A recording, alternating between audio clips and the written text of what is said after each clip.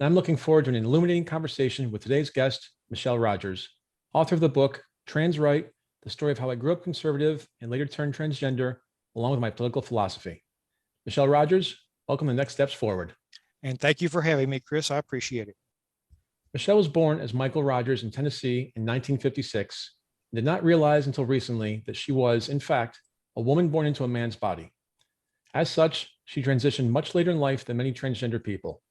Furthermore, as her book title suggests, Michelle remains politically conservative on many issues, which may indeed come as a shock to many people who stereotype various groups of other people.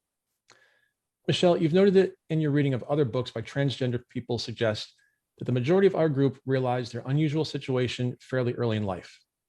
You wrote, "Some know that they are in the wrong body very early. I almost envy them." And yet you have reservations that making that realization early in your life would have been a good thing, would not have been a good thing. Why not? Well, for a couple of reasons.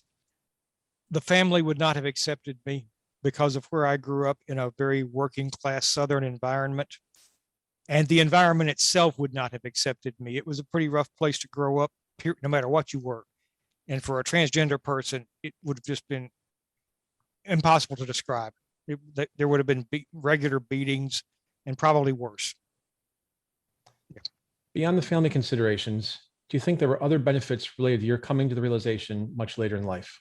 Well, coming to it later in life meant that I had more financial resources with which to approach it. I mean, it's not inexpensive. You have to go out and buy an all new wardrobe. You have to do quite a few other things if you want to be taken, people to see you as female, and having the money to do that. And I'm not rich, but at least I could do it. And that was one major benefit to doing it later. And maybe also you just have a little more wisdom about what life is like. And so it doesn't, some things might not throw you quite as much as they would if you approach them younger in life. Maybe you can accept some of the problems that are thrown at you and make you want to go, well, I can tolerate that even if I don't like it. I was fascinated that you wrote the book for the transgender community, but you noted that you kept the language clean Yes. so as not to offend a larger audience. Why did you feel that it was important to tell your story for the transgender people? Because so many people think that, especially those of us who are politically conservative, that we simply they don't think that transgenders either do not exist or should not exist. And they especially think that conservative transgenders simply do not exist.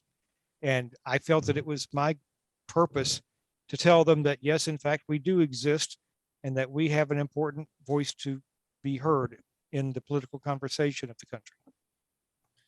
You believe, and it's certainly logical, that the transgender people who have it best are the ones who figure out their situation early and who have their family support in their quest. You also write, whether or not they have operations to change their sexual organs, they at least get to live as the gender they believe they are. They can be authentic and true to themselves, even if the world sees them as a different gender due to their physical makeup. Do you have any estimate of what percentage of transgender people that would be versus how many are in less than ideal situations? No, I'm not that familiar with it, but I can't imagine that it's more than a fourth of the overall transgender. I'm guessing that most transgenders, just based on what I've heard in group settings and the like, most transgender people have it a good bit harder than that. So I'm going to guess it's not more than a fourth at most. And what would you tell people that say that those who transition are seeking attention or just following a trend? I can understand where they're coming from, but they are incorrect. This is not something you do on a whim. It's not something you do just to follow a fashion, because it requires so many changes in the way you live and how people perceive you. And quite frankly, a lot of those changes are negative. And so this is not something you do unless you really believe that you truly are the gender that you are making the transition to. You've said that becoming transgender doesn't mean that everything about you will change. Can you comment on the things that do change and the things that don't? Well, your feelings about a transgender situation, and I guess about the gay life in general, the LGBT, are probably going to change to some degree, no matter how you felt before. That side of it, you're going to certainly have a little more tolerance there, even if you didn't have a problem with that in the past. You become more aware of what's going on. But the other parts of your life, and of course, how you are perceived in the world changes great. But other parts of your life don't change at all. You still eat pretty much the same things. You still have most of the same daily routine. You still have most of the same political beliefs that you had before. Those are the sorts of things that don't change. You still got to go wash your clothes, for example. So I hope that helps. Absolutely. And why do you think it has become a common perception that individuals who transition completely change, and more specifically, change their politics in the process? How do we change that? I'm sorry, go ahead. Go ahead. No, go ahead. I was just saying, how do we change that perception, especially in the political realm? I think part of it is because so many folks who make the transition are very much on the left side of the political spectrum. I think some people look at that and say, oh, they must have changed, when they made the overall transition. And it's just ignorance. The general population just doesn't know that the rest of us really don't change. I would say that most of those folks were already very much to the left to begin with, whether they would have been transgender or not. As for how do you change the perception, the best way I can think of is for all of us who are transgender to just live our lives as openly, as honestly as we, not trying to bang on people's doors to seek attention, but just living our lives and saying, this is who we are. We're simply wanting to be accepted as real people. You also note that most people assume that the great majority of transgender persons are liberal to hard left. You've even heard that view expressed many times by transgender people themselves. Why do you think so many people just make that assumption? Well, because they associate LGBT with the political left. That would be the best. I guess I probably did that in earlier years myself. So I think that's where most of it comes from. You point out that you also notice that some transgender people, often including yourself, don't talk about politics in public and pose those questions. Do these transgender persons not care, or are they laying in the weeds, staying silent for fear of being mocked or harassed by the lefties? Oh, definitely. I mean, when I have sat inside transgender group meetings, that's where I've seen a lot of it, where the folks who might not be on the left simply don't talk about politics at all.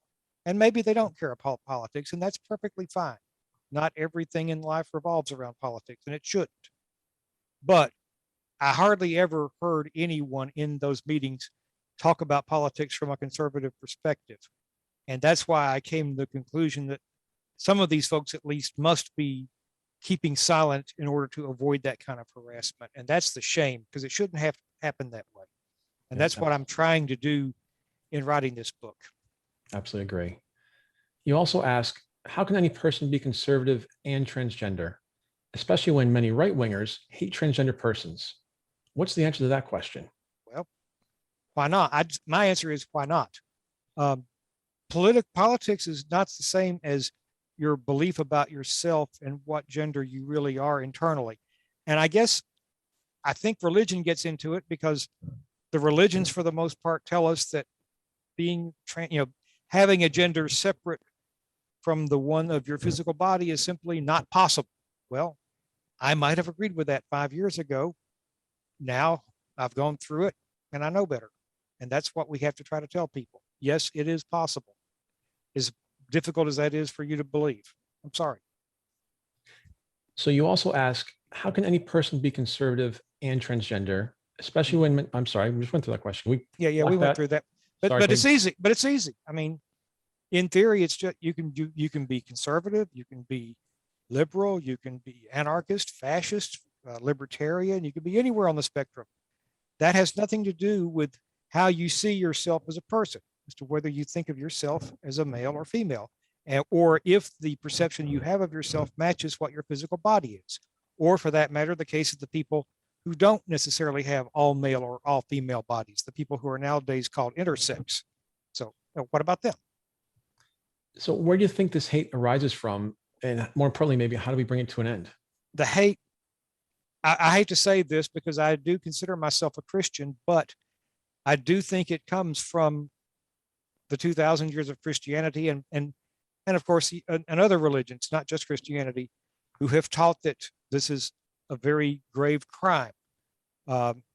I've done enough reading to know that there are some other cultures outside the Western world where a third gender, so to speak, is not as bizarre as it might have seemed to those of us. In terms of how we end it, again, the only way I can think of, it's not going to be to pound on the majority. It's going to be living our lives authentically and simply showing the majority that we are not a threat to them. And it's going to be a long process. It's not going to be easy. So, but that's what we have to do. I don't think screaming and pounding is going to help much. Quiet. It's quiet. It's almost like quiet testimony, as a Christian would say. So I mentioned at the top that you were born in Tennessee. yes. Take us back there and share your story up to your high school years, because I have a high school question for you when you get to that point. Well, it was the city I live in is definitely a small to medium city. I grew up in a very working class part of town. And as I said before, it was a pretty rough environment. It would have been rough for anyone, but I guess not being unknowing transgender probably made it a lot worse. There was a fair amount of bullying involved.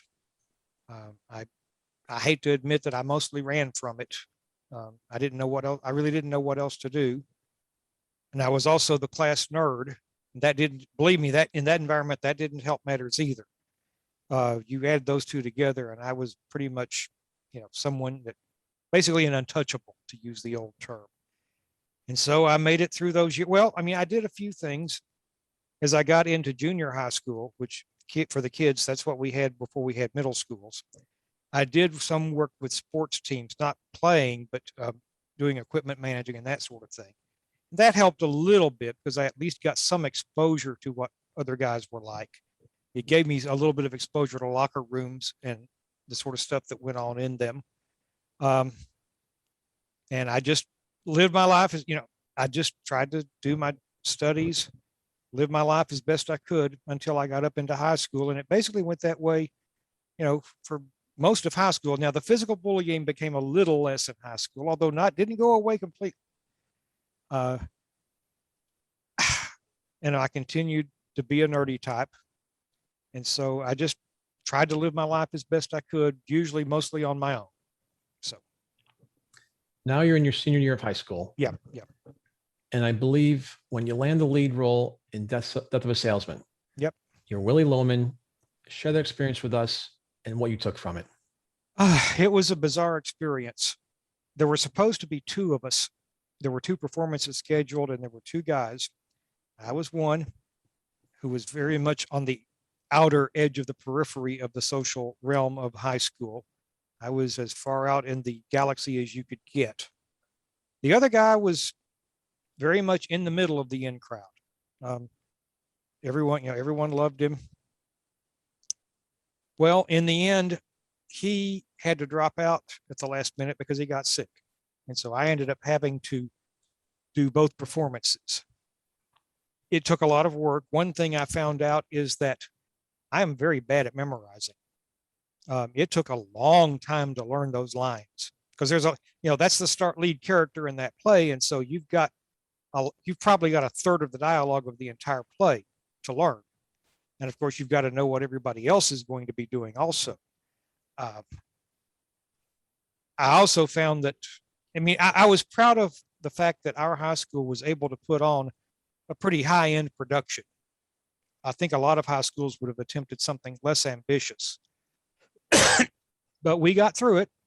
We obviously did not get any awards from the show business industry, but that's fine. We did it for ourselves, and I still have the script book from that. I've never really looked at it in many years, but the last thing that I got out of it was that I found out that I'm not an actor.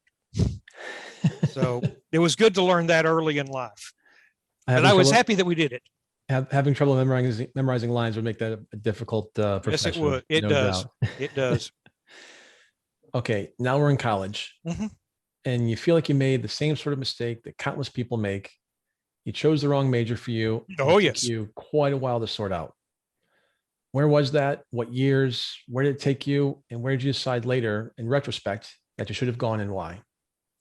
Well, when I first went to college, I was a pretty mixed up person. I really didn't know what I wanted to do. At one point, I even took about 6 months off just to try to get my head straight. And then I came back and took some general ed courses. Still didn't know a whole lot. The only thing I remembered was that I had enjoyed playing music earlier in life. And so I looked at it and I became a music major. And that's fine. That's fine if you're sure you're good enough to make it to professional level. Turned out I was pretty good. I just missed that last little step that you needed to become truly professional. And I just didn't have that last little bit of technical ability. I think I had the interpretive ability, but not the technical ability. And so I got to about the senior year of college. And by then I was beginning to realize what the truth was. And then my music teacher and I started to not get along as well. And by the time I graduated, I knew that I had a degree and it was not going to do me any good whatsoever. I did give a little bit of thought to trying to go to grad school, but other things intervened to stop that from happening. And so here I am graduating from college with a nice degree and absolutely no way to make it work in the real world. And that was a mistake. In retrospect, I should have pursued my other interests in the computer field.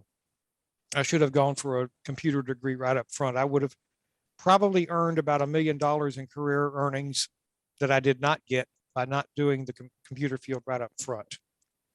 It took, it was many, many years later that I was able to go back to school and get the training I need to get into the computer field. So you live and learn. That was a big mistake. So to that point, what are some suggestions you have to folks who might be going through this in college now and maybe fumbling through the first year or two with their courses they have to get done? Get the hell out. Seriously, especially, and it's worse, and it's so much worse now, given how expensive college is. I mean, the story I tell, when I went in my senior year or so, I was paying about between $350 and $400 a semester in tuition. And the books overall may be about, of course, I also had to buy sheet music, but the actual college textbooks may be about $50 a semester. I mean, nowadays, you can't even buy your meals for any, I mean, this was in the late 70s. So obviously there has been a lot of inflation since then, but not that much. But with as expensive as college is now, if you are not absolutely certain why you're there, after about a year or so, if you don't know why you're there, you need to get out and figure out what you're doing. And if that means go out and getting a job, working for a while, that's fine. But don't waste more than maybe a year before you have a fairly decent idea of it. And if you don't, quit spending the money, start earning money, and you can still look around to figure out what you want to do in life. It's all right not to know what you want to do in life early on. A lot of folks don't know. It took me, it took me 6 years to get through college because the music program took 4 years from whenever you started it. And I was already 2 years in by the time I started it. Okay, well, that happens to people. I'm not sure what percentage of Americans actually finish in 4 years, but I'm guessing it's under 50%. So by all means, don't throw that kind of money away, especially with college being as expensive as it is now. Do something else. My wife and I are sending our oldest to college in actually 2 weeks, almost exactly 2 weeks. I feel sorry for you. So do I. And I'm going to make sure that she hears your advice. And to your latter point there, we told her we've got 4 years and that's it. So I'll make sure she's aware of that. So thank you for that. Yeah, be sure you do, because so many folks now do figure they will go. And one other thing I will mention, if you get to college and you want to go to college and you really aren't sure what to do, and I gave this advice to the daughter of a coworker a few years ago, look at a business degree. I know it may not be exciting, it may not be inspiring, but it will tell the business world that you're actually serious about wanting to work. Nowadays, they look at you, and if you have an English degree or an art degree, they're going to think that you're not very serious. So if you really want to go and you can't figure out what else, at least take a look at the business field. So, as a political science major and economics major, completely agree with you. Some more sage advice. Thank you. You're coming to the realization that you were a woman was a process, but was also an epiphany moment. Share the process with our audience, and then if you would, tell us about a single question that really solidified the realization for you. For a number of years, I knew that something was not right. That's the best way I could put it. I wasn't sure what it was. I thought the nerdiness might have something to do with it. But as time went on, it became stronger and stronger, even though it was still quite unfocused. And then I heard about an old friend of mine whom I had not seen in years, who lived in Atlanta. We had worked together on some hobby type projects. And I had heard that this person had made the transition from male to female. And I went, whoa, I had never seen any evidence that this person had a female side.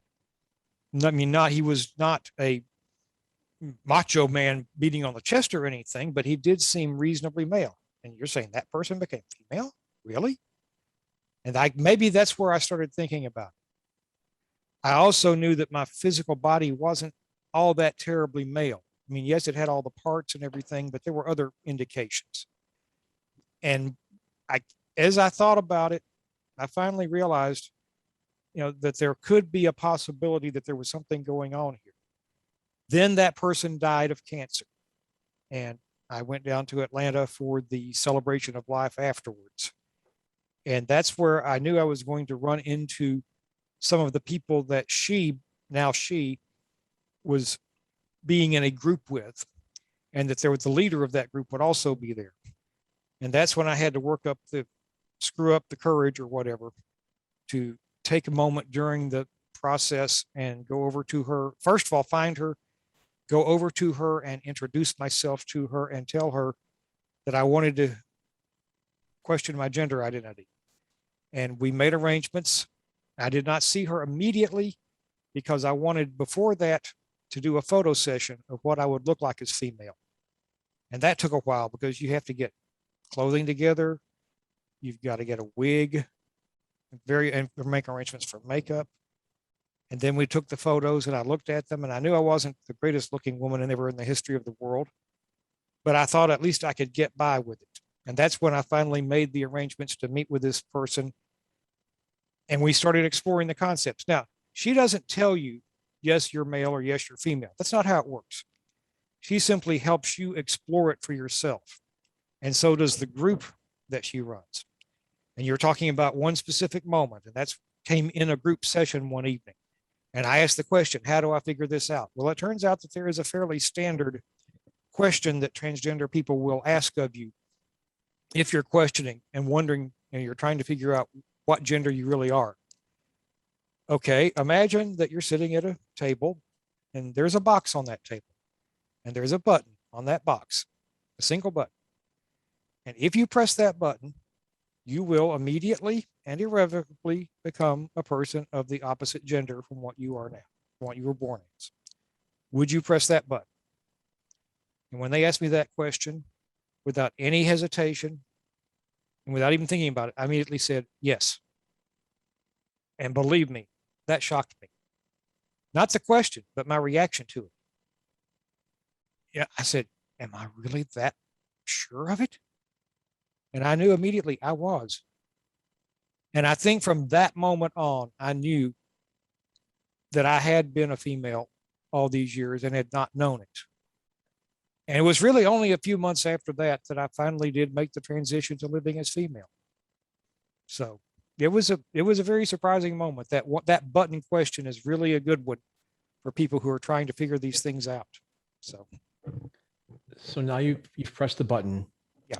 What was the reaction of family, friends, coworkers? Was it better or worse than expected? Okay, well, family wasn't a problem because by that point they were all basically dead, or a couple out of town, but there were no local people that I had to deal with on family. Friends, coworkers, they tried to play it low key at first. I was in a college-like environment, so no one really went openly negative. Over time, I figured out that there were some people there who were not happy with my transition, but they knew enough that they had better keep their mouths shut, or in an academic environment, they would probably get in trouble. So other folks I knew, well, some surprised me. I mean, some folks, of my closest friends, one guy who is my closest friend took it very much in stride. And as conservative as he is, I did not expect him to do that. He told me a lot later that he had always seen something in me that was slightly feminine, but he'd never mentioned it to me before that. And then I have another close friend, a female, who's been very helpful to me. But even there was one time when she told me, I just can't accept you as a woman. And for a while there, that really hurt. She finally changed her opinion and was willing to, I don't know if she can accept me as a woman, but she at least works with me and treats me like a person. And that's what, and there are some folks I've known who don't like it. And I have figured that out, and I try not to get in their face about it. I figure, first of all, people's feelings can change over time. Sometimes it takes time. And then there are some people whose feelings never change. This is not something that you as a transgender person can control. All you can do is work with it. You really have to just give other people the right to believe what they want, and also just give them time. Maybe things will change, and if they don't, you have to accept it and move on. If they decide they can accept you better, then that's great. But trying to pound on them is, again, like I said, with the general public, trying to pound on the friends and so forth is not going to work either. And it would be disrespectful to them also.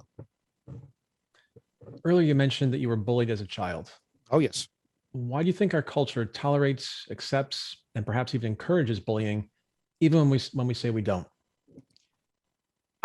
Various reasons. First of all, I think it's just part of our heritage as human beings. I personally believe that human beings have an innate desire to bully each other. Not every single human being expresses that, of course, fortunately, but look at it throughout human history. Look at the way human beings have treated each other. It's always been a very rough world, for the great majority of people. And I think that the bullying simply comes out in some cases, like in group settings where you see initiation rituals and the like. It's something about feeling like you want a group to be special, so you put up a barrier to entry, some sort of a physical, painful process that people have to go through to be part of that group. And that, again, seems to be fairly innate, because no matter how much schools and other groups try to legislate against bullying, it never goes away. And you see it even in female groups, not as much as in male groups, but it does happen. It's why do we tolerate it? And another factor for why we tolerate it is the very strong desire of most people to not get involved. Even when they see something going on, they figure it's not their problem. I've heard people in nursing homes say, well, they just have to work it out among themselves. Some of these folks really believe that people have to create their own social structure, and whoever ends up at the bottom, well, that's too bad for them. So, Michelle, one thing we didn't talk about when we prepped a few Yeah. weeks ago for the show was mental health. yes. And a big focus on the show, especially during COVID, because that's pretty much when the show launched, has been focusing on people's mental health, Yes. suicide ideation, bipolar disorder, all those things with the taboo word of stigma attached to it. Mhm. And a few minutes ago, you struck me. You talked about your female friend, where she finally came to treat you like a person. This is something you obviously went through over decades. Mhm. As you go through this, and as you came to that realization of when you pressed that button, what's the mental health like of you, early on in life, in college, to your adult life, in terms of as you're going through this process? I cheerfully admit, life has been hard because I've been pretty much alone most of my life.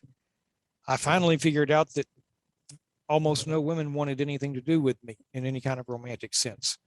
That was when I started to figure out that I really didn't seem to be 100% male.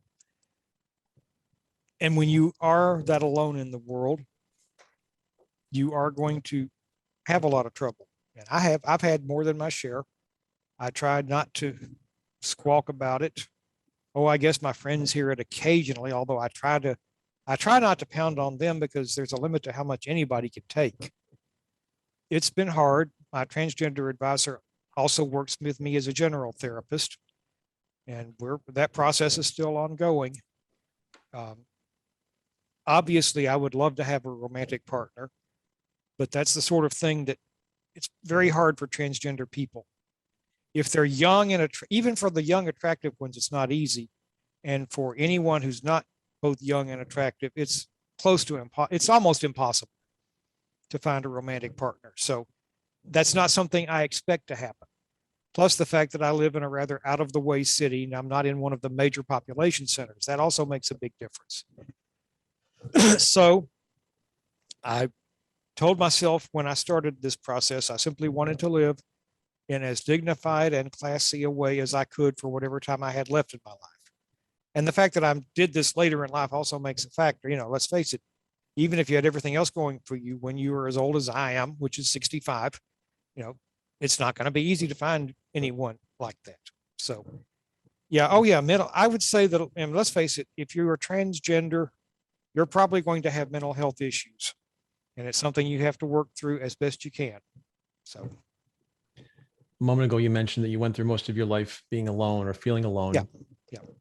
Do you feel like you're alone today? Mostly. I have a few friends. I don't have much of a social life at all. You know, the therapy sessions help. And that therapist also, you know, is still running a group that meets occasionally. It had to shut down the in-person meetings due to the pandemic. They've just restarted their in-person meetings, but they're only doing it monthly now, where before they had been doing it weekly. Plus that's 2 hours away by car, you know, over 2 hours away by car. So that's not something I can do easily. So do I feel alone in the world? To a great degree, yes. The few friends I have definitely help, but I would very much like to find more. So let's transition into your book and your political leanings, if that's okay. Sure. So you write that your political leanings were always, and I'm quoting you, slightly to the left of Attila the Hun. Yes. And that has not changed. True. So let's talk politics, because I know from the book that you do have some strong feelings about what we should and shouldn't be doing as a country. So if it's okay with you, let's do a lightning round. I'll throw out a topic and you give me a 30-second answer. Is that okay? Sure. All right. First one, China. Very dangerous. Emperor Xi, as I like to call the guy, because he really is now acting like the old Chinese emperors and not really much like a true communist or Marxist. He has delusion. He has grandeur delusions to wanting to take over the world. And he's dangerous. Now, I don't think he wants to blow us away. I think he wants us to literally kowtow to him. And if you know what kowtow means, it means not bowing down with your forehead on the ground. He wants that kind of submission.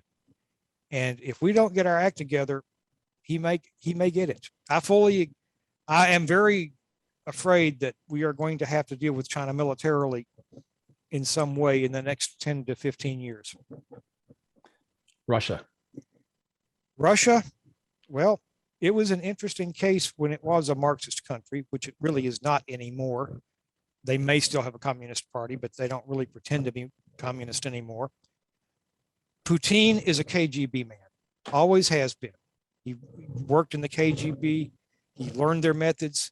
He uses those methods nowadays, like over in what he's been doing with Ukraine, sort of phony war, sending in soldiers dressed as simple partisans. Russia still has a huge number of nuclear weapons, so they're dangerous in that sense. And they still are definitely trying to get as much influence and power in the world. One thing that would be a huge worry would be if China and Russia were to conclude a formal alliance against us. I suspect they already have a sort of a working agreement that they've never publicized. If we saw, for example, China go against Taiwan, I suspect we would see maybe Russia go after Ukraine at the same time.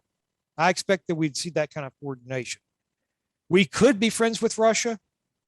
There are no fundamental disagreements, but they're so paranoid because of their past history that they can't trust us. And that's a shame, and I'm not sure what to do about it. America's place in the global community. It's fading. We very much used to be on top unquestioned, and that's no longer the case. I just read an article in one of the British newspapers of a guy saying that America's place as the shining city on a hill is no longer true.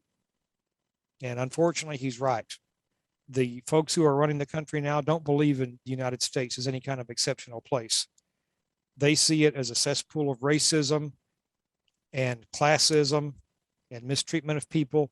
And they want to bring their reforms that will make it, to use the phrase, a socialist workers' paradise. Unfortunately, I don't think those solutions work at all. Yes, we have problems with, racism, of course, is still a huge problem. The capitalist system does, if you let it go unchecked, will run over people.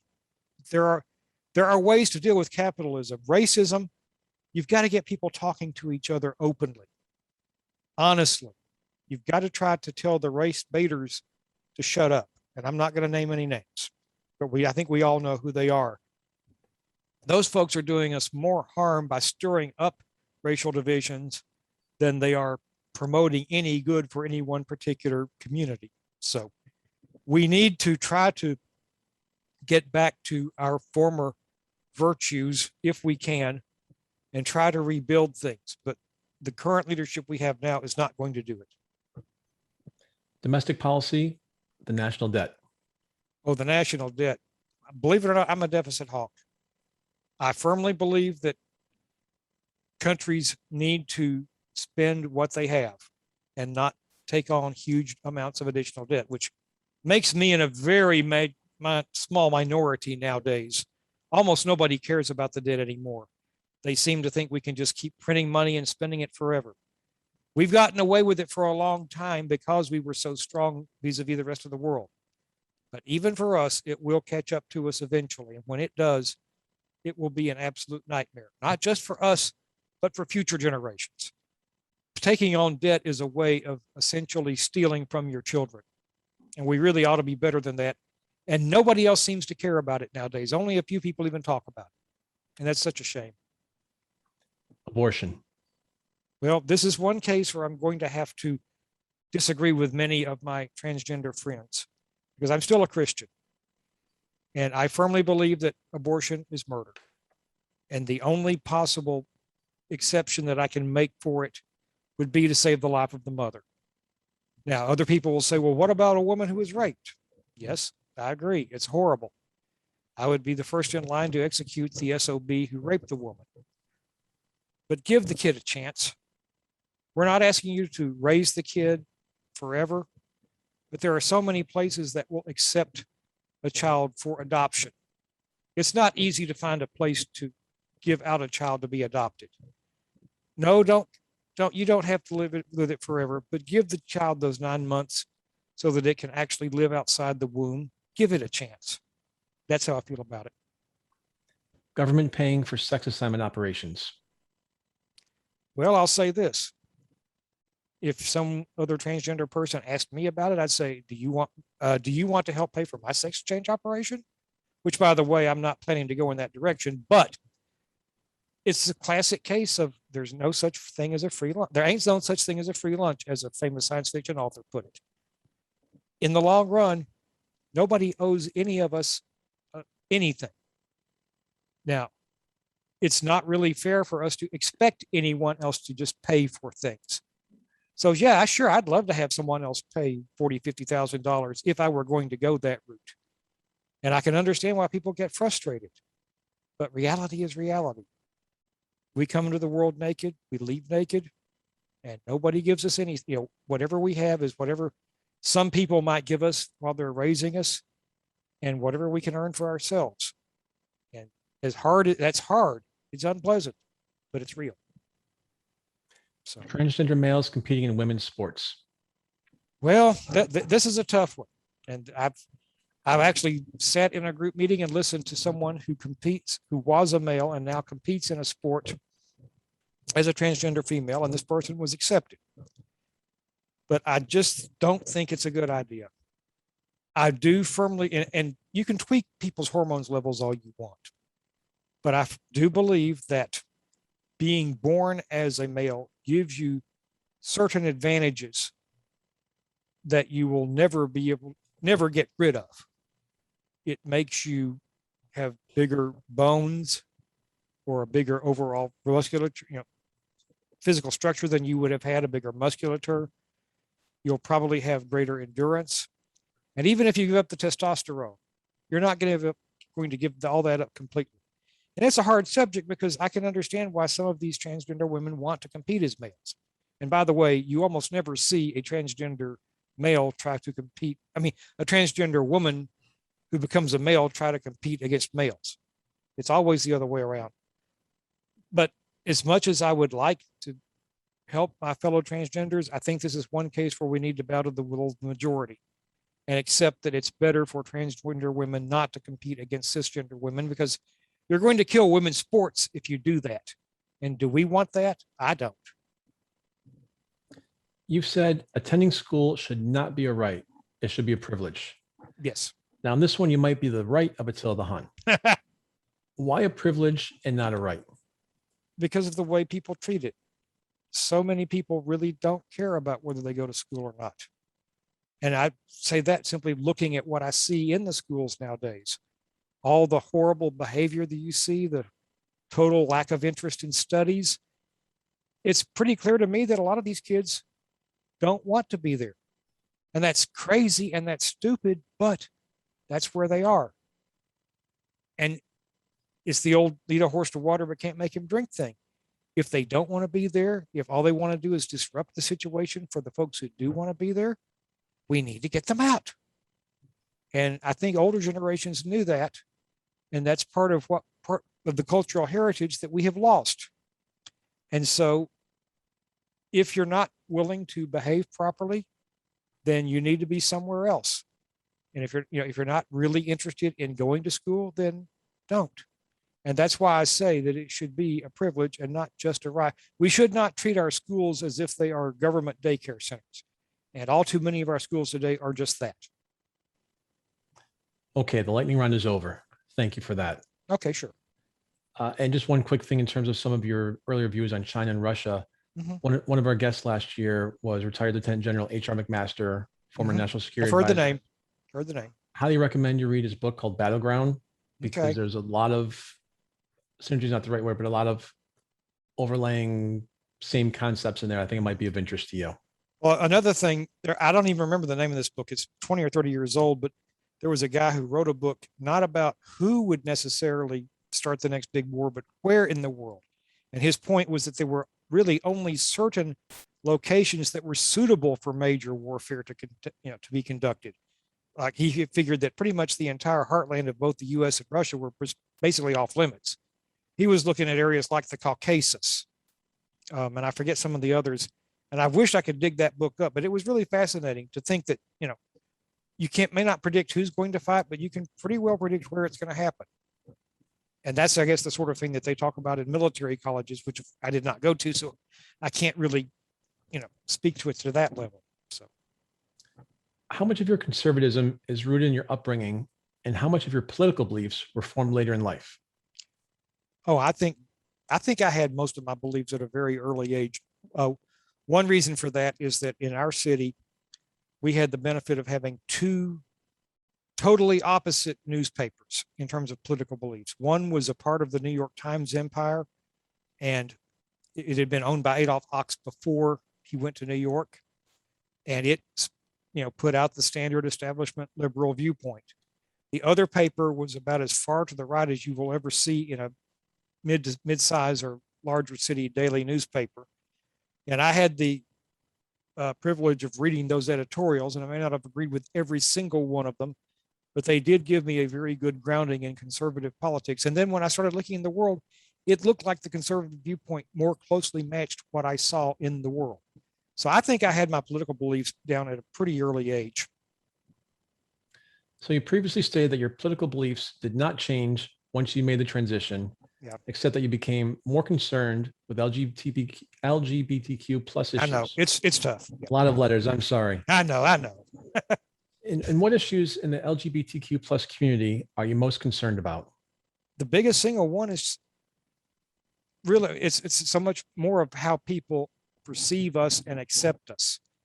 In other words, I'm like anyone else. I don't want to get the crap beat out of me by people going, I was at a meeting a night or two ago, and one lady said that she went to a bathroom and she figured maybe her voice was a little too low, and she looks quite feminine. But apparently some other female started screaming, "You don't need to be in here. You need to get out of here." And apparently that lady just kept screaming at her all the way until that person left. I have not gone through anything quite that intrusive, but there's still a lot of that kind of hatred and harassment. Now, other issues, well, like I say, the bathroom issue, the ability to change your gender marker on official documents like driver's licenses, birth certificates, etc. That's more of an issue than you. Some states will let you do it fairly easily. Others won't. And the state that I'm in now is incredibly restrictive about that sort of thing. I was able to get my name changed on my birth certificate, but not my gender marker. What does it bother other folks? Except for the fact that they want to stick it to a transgender person. Those are the kind of issues that I feel, and of course, the violence against transgender women. There's a huge amount of violence.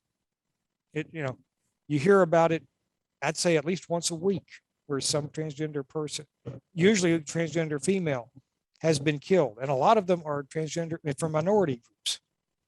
People just go up to them and kill them just for being transgender. In fact, in November, there is a day of silence with services in a lot of cities where they simply read a roll of every transgender person whom they know of who has been killed during that last year. And I went to one of those services, and it's a pretty somber occasion, I can tell you. So those are the kind of issues that I would care about. Are you involved with any organizations that are focused on the LGBTQ plus community? And can you tell me about the work that they carry out? Not so much at the moment, mainly because I've been writing this book for the last couple of years. There wasn't really, and also the fact that I'm in a city that doesn't have a whole lot of opportunities for that sort of activism. Some of them do a good bit of good work. I've been in a few groups of transgender people, and if nothing else, they provide a chance for transgender people to meet each other, discuss common problems. I would hope that as time goes on, those of us in the LGBT community could do more outreach to the general community, just in a way of saying, so like Joan Rivers used to say, can we talk? So, well, you talked just now about writing the book. Yeah. In some sense, did you write that to say to transgender people that it's okay to be conservative? Oh yeah, that was one of the factors, and mainly to tell the rest of the transgender world, here we are. We're here, we're not, well, you can talk about the word queer or not. I'm not going to use that one here, but we're here and we're not going away. And we're as much of the transgender world as you are. So. We're just about out of time now. Yeah. Do you have any parting advice for our audience about how they can feel more empowered, lead through adversity, and achieve their goals? Well, one of the biggest factors there is just keep doing it. The stick-to-itiveness that some people say. You can't achieve your goal if you quit. There were times in the writing of the book that I wondered if I could do it, but I tried to just do a few more words, maybe another paragraph or two, and eventually I was able to. I had written before in shorter settings, but I had never done a book. And life, when you're alone and everything, life can get to you. The biggest thing is to put one foot in front of another and keep going. Other than that, just try to tell yourself that there are never any guarantees, but if you keep trying, you at least give yourself a chance. So. Michelle Rogers, thanks so much for being with us today. All right. Glad to be with you. And as always, thank you to our wonderful audience for tuning in to Next Steps Forward. I'm Chris Meek. For more details about upcoming shows and guests, please follow me on Facebook at facebook.com/Chris Meek Public Figure and on Twitter at Chris Meek_USA. We'll be back next Tuesday, same time, same place, with another leader from the world of business, politics, public policy, sports, or entertainment. Until then, stay safe and keep taking your next steps forward.